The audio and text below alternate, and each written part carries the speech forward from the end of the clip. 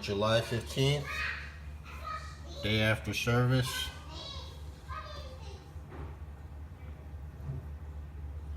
Some condensation.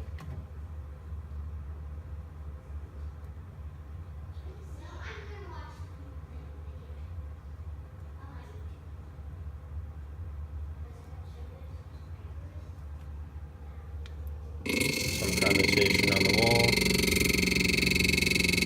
Fan noise against whatever. It's been about 24 hours, 25 hours in service. Temperature of the fridge after 24 hours, 23 degrees, 37. Fridge 23. Fridge hasn't been used much. About 21 has been the lowest over the past 24 hours.